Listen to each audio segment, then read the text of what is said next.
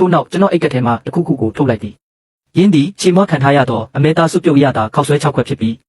အရင်ကသူမကျွန်တော်စီလွတ်ပစ်ခဲ့သည့်ခောက်ဆွဲခွက်ပင်ဖြစ်တော်သည်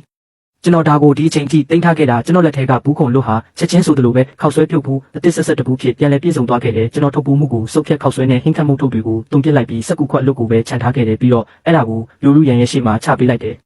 လူလူရန်ကကြမ်းပြင်ပေါ်ကခွက်လွတ်ကိုကြည့်ပြီးမျက်နှာတစ်ခုလုံးလူသေးထက်တောင်ပုံမဖြူဆုပ်သွားခဲ့တယ်ကျွန်တော်နောက်ပြောင်နေတာမဟုတ်မှန်းသူမတိလိုက်ပြီးလေတုံရီနေတဲ့လက်တွေနဲ့စက်ကူခွက်ကိုကောက်ကင်ပြီးလူအများကြီးရဲ့ရှေ့မှာအတင်းအကျပ်ဝါမျိုးစားသုံးနေရရှာတယ်သူမမျက်နှာမှာမျက်ရည်တွေနဲ့တွေနဲ့ပေးပွားလို့ပေါ့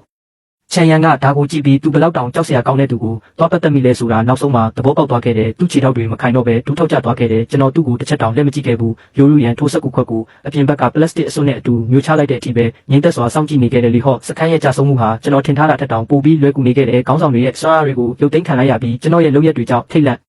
တုံ့လောက်သွားကြတဲ့အတွက်သူတို့ဟာဘာတိုက်ပွဲမှမရှိပဲလက်နက်ချခဲ့ကြတယ်ကျွန်တော်စခန်းတစ်ခုကိုပေါင်းစည်းလိုက်ပြီးဘလူးဘေးစခန်းဟာမြို့ရှိပိုင်းမှာအင်အားကြီးဆုံးရှင်တန်ကျန်ရဲ့သူအဖွဲ့အစည်းဖြစ်လာခဲ့တယ်လူလူရန်ကိုရှင်းလင်းပြီးနောက်မှာတော့ကျွန်တော်ဟာစခန်းတိုးတက်ရေးနဲ့စွမ်းအားရှင်တွေအကြောင်းသူတေသနာပြုလုပ်တဲ့နေရာမှာပဲအာတုံခုံဆိုင်အာယုံဆိုင်ခဲ့တဲ့ကျွန်တော်ဇွန်ဘီဗိုင်းရပ်စ်ကိုကုသနိုင်တယ်ဆိုတဲ့သတင်းသာအပြင်ကိုပေါက်ကြားသွားရင်တစ်ကမ္ဘာလုံးတုံ့လောက်သွားလိမ့်မယ်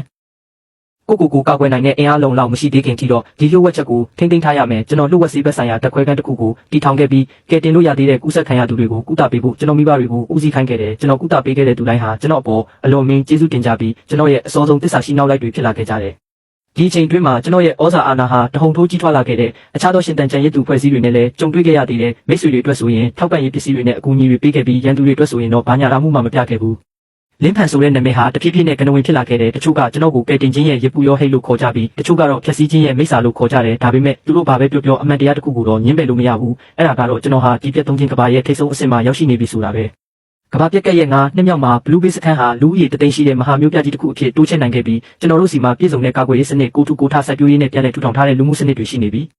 လူတွေပြန်ပြီးပြုံးနိုင်ကြပြီဖြစ်တယ်လို့ဒီမျိုးရဲ့ဖန်ဆင်းရှင်နဲ့အုပ်ထိန်းသူဖြစ်တယ်ကျွန်တော်ကတော့လူမြင်ကွင်းမှာထွက်ပေါ်ခဲ့ပါတယ်ကျွန်တော်အချိန်များစုကိုမြို့လေခေါင်ကအမြင့်ဆုံးမျှော်စင်ထက်မှာကုံဆုံးစေပြီးကျွန်တော်လက်နဲ့ကိုယ်တိုင်တိစောက်ခဲ့တဲ့မြို့ကြီးကိုမင်းမော်ကြည့်နေတတ်တယ်ကျွန်တော်ရဲ့စွမ်းအားတွေကလည်းမှတ်မိနိုင်စရာမရှိအောင်ကြီးထွားလာခဲ့ပြီးကျွန်တော်ရဲ့မြင်ကွင်းတွေကအရာအလုံးကိုအသစ်ပြန်ဖြစ်အောင်လုပ်ဖို့ရုပ်ပိုင်းဆိုင်ရာထိတွေ့မှုမလိုတော့ဘူး၆တွေ့နေတဲ့မြေရိုင်းတွေကိုမြေဩဇာကောင်းတဲ့မြေစီလွာတွေဖြစ်ပြောင်းလဲပြနိုင်တယ်လို့ညဉ့်ညမ်းနေတဲ့ရေတွေကိုလည်းတန့်စင်သွားအောင်လုပ်နိုင်ပြီးကျွန်တော်ရဲ့စွမ်းအားဟာတကယ်နဲ့ဖျားတစ်ပါးရဲ့စွမ်းအားနှီးပါးကိုချင်းကပ်လာခဲ့ပြီးရှန်လင်ကအခုဆိုရင်ဟိုစီတီရဲ့အမြင့်ဆုံးစစ်တေနာပတိဖြစ်နေပြီးသူမကကျွန်တော်နောက်မှာရက်ပြီးနောက်ဆုံးရအခြေအနေတွေကိုလာရောက်စီရင်ခံတဲ့အရှင်